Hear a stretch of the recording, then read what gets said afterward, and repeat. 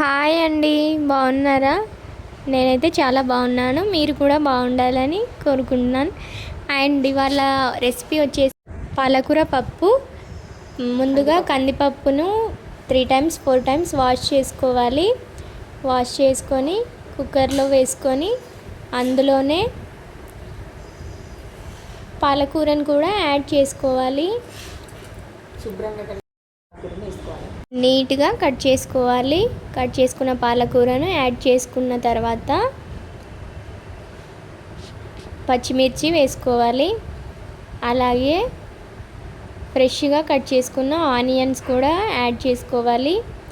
చింతపండు నానబెట్టింది యాడ్ చేసుకోవాలి. అలా యాడ్ చేసుకున్న తర్వాత తగినంత సాల్ట్ వేసుకోవాలి. అలాగే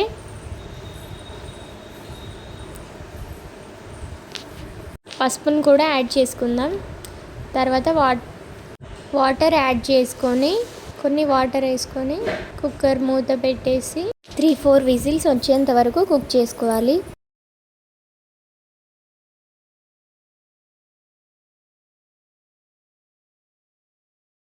ఆ బాయిల్ అయిన దాంట్లో తగినంత కారం పొడి వేసుకోవచ్చు. నేను ఇక్కడ 2 టీ స్పూన్స్ వేసుకున్నాను. బాగా మిక్స్ చేసుకోవాలి. మిక్స్ చేసుకున్న తర్వాత పోపు వేసుకుంటే పాలకూర పప్పు రెడీ అయిపోతుంది.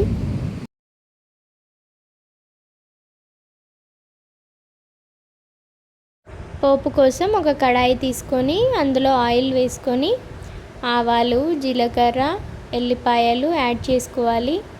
అలాగే ఎండుమిర్చి,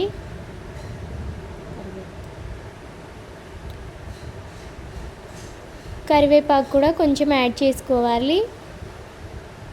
తర్వాత ఆనియన్ కూడా యాడ్ చేసుకున్న తర్వాత కొంచెం లైట్గా పసుపు వేసుకొని ఫ్రై చేసుకోవాలి. ఇక నేను సాల్ట్ వేయట్లేదు, ఎందుకంటే ఫస్టే వేసాను కాబట్టి.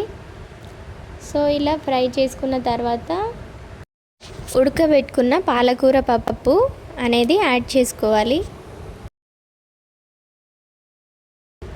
అంతే, పాలకూర పప్పు రెడీ. ఇలా సింపుల్గా ఈజీగా ఎప్పుడైనా చేసుకోవచ్చు.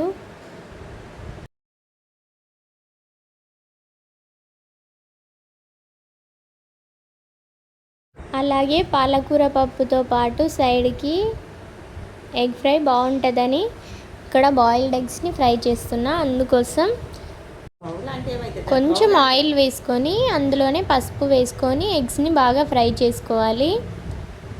కొంచెం ఫ్రై అయ్యాక కొంచెం కారం పొడి వేసుకొని, అయితే నేను ఇక్కడ కారపొడిలోనే సాల్ట్ యాడ్ చేశాను కాబట్టి మళ్ళీ యాడ్ చేయట్లేదు. అలాగే కొంచెం మసాలా పౌడర్ వేసుకోవాలి. కొంచెం కరివేపాకు కూడా వేసుకోవాలి. అంతే, బాయిల్డ్ ఎగ్ ఫ్రై కూడా రెడీ అయిపోయింది. చాలా బాగుంటుందండి ఈ కాంబినేషన్. వేడివేడి రైస్లో పాలకూర పప్పు అండ్ బాయిల్డ్ ఎగ్ చాలా బాగుంటుంది. అంతే, నచ్చితే మీరు తప్పకుండా ట్రై చేసి ఎలా వచ్చిందో కామెంట్ చేయండి. థ్యాంక్ యూ అండి.